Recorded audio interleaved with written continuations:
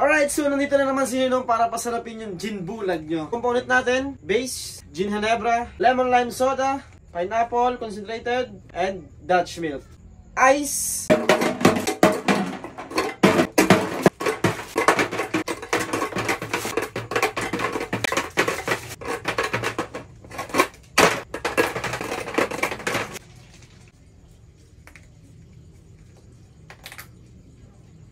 Wow.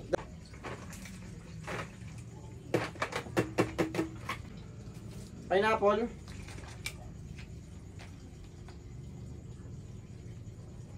Tandahanin lang natin kasi gusto nating mag-separate yung kulay.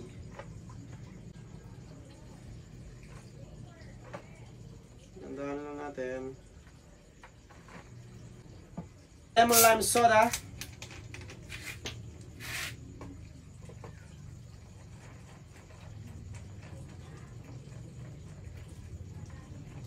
Hindi natin ilalahat kasi baka hindi kumasya. Pero kung kakasya naman, bakit hindi? Tingin ko hindi kasya ba? Okay, so mag-adjust na lang tayo mamaya. Magtitira ko lang I think 300 ml ito. Last, yung ating spirit, Gin Prosciutto. So Gin Prosciutto ang tawag dito sa ating 350 ml na gin.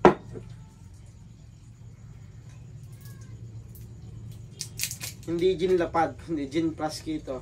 And yung sunod naman dito, gin 4 cantos, ang tawag doon is gin Prasco. Okay. Parang sindi-sindi.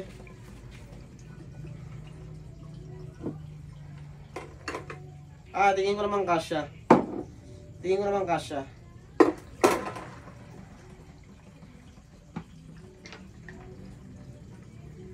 There you go. Alright, so meron na naman tayong another mix and match. So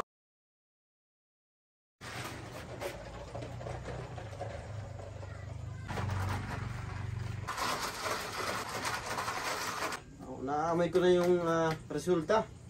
Sa mga gustong gumawa din ng ganito, sundin nyo na yung step by step. And ayun, itag nyo si Ninong kapag inuman na. Anyway, marami nga pala nagtatanong sa akin kung saan ko daw nabili itong aking glass jar.